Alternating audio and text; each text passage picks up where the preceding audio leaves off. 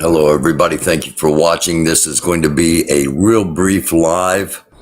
Um, we do have video for the preparations of the Victory Day parade in Moscow. Significant because of what's going on in Ukraine. Every May the 9th is Victory Day in the former Soviet Union. May the 8th is Victory Day for the rest of the then allies of World War II. May the 8th was the day that the United States and its allies defeated Nazi Germany.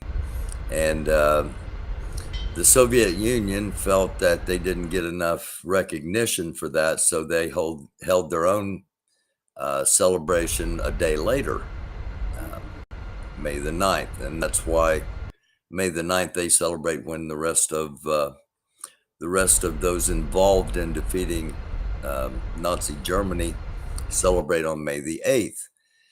With that being said, you've got a live look here of what's happening downtown. They're staging the military vehicles. The parade is not going to start now for another 1.5 to 2 hours. It's currently 1:17 a.m. on the 9th of May, Eastern Standard Time here in the United States. And normally this parade is broadcast on all Russian television, as it probably will be, but due to information blackouts, due to sanctions, we are not going to be able to, probably not going to be able to see it on normal Russian television. So we've got a link here, an underground link, and this is live from Russia. It's bouncing around satellite to satellite and server to server so that things aren't traced. So there's some buffering involved, and we're not going to watch it very long. But if you happen to be a military person and you can see this, take a look at these. Take a look at these tanks and this equipment. It just, I don't know. It almost doesn't. Well, that's an up close there. No, it almost looks like plastic here. Surely not, but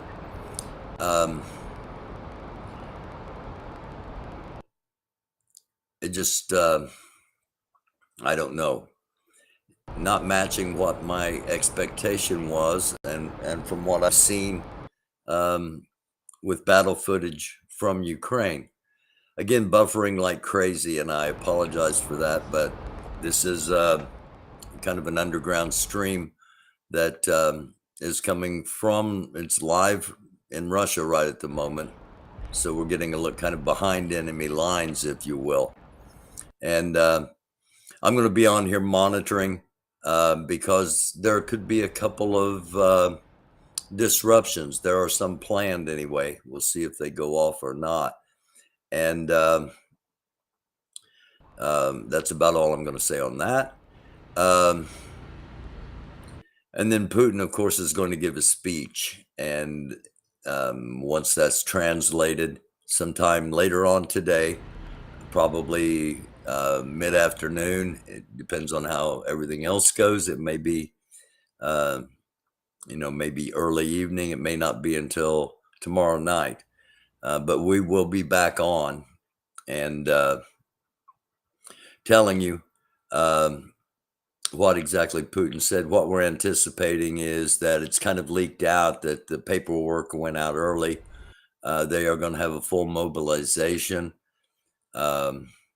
They're starting to call up anybody that has had previous service. So basically, everybody in the country, every male between 18 and 60, is on like ready reserve, and they're all about to be called up.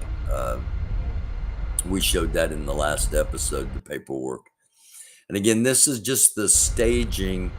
This is the very front of the parade, and then you can kind of back in here see that there was a shot from head on earlier, and the military vehicles go way back. Supposedly, I think 11,000 individuals will be taking part in this parade.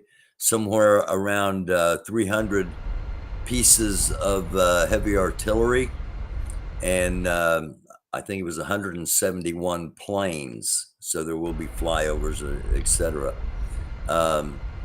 My hope is that the closer it gets to the time for the parade to start, there'll be other possible links. But at the moment, this is what I'm going to be monitoring, and we'll be back later on. If anything major were to happen, we will break on live and let you know what's going on. But hopefully, hopefully, whatever Putin says, it's not something earth shattering. Two ways he can go here. Basically, he can declare victory in the south and try to annex what's known as the Donbass region and hold on to Crimea, and negotiate a retreat, or he can announce an escalation, which moving it from a special operation into a war, actually declaring war, would allow him to do some things inside Russia, like the major call up of people, and privatize a lot of things and impose a lot more stringent oppression on his own people than what's happening over there now. Couple that with sanctions, and we'll see where it goes. So I'll be back later on tonight, or hopefully not later. Oh, wait a minute. There you get a good look at, here we go. You get a good look at some of the vehicles that are preparing for this massive, massive parade in downtown Moscow. Again, they're celebrating defeating the Nazis in 1945, and they just do it a day later than everybody else. Everybody historically in the Soviet Union does. That were members of the Soviet Union. I was just about to end this. Actually, I think, oh crap.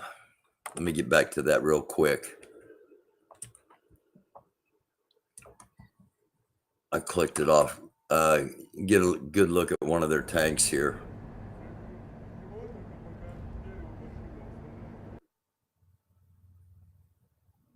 And of course, just as I go back to it, it starts buffering, but that's okay.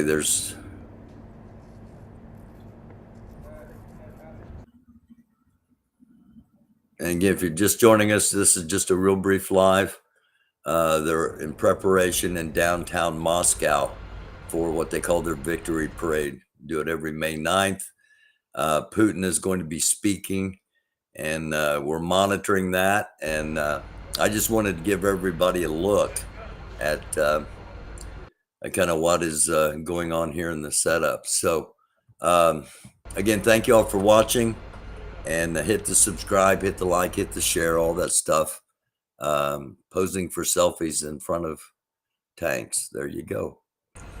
It kind of sums up 2022 in a strange, odd, and bizarre way. Again, thank you all for watching. We'll be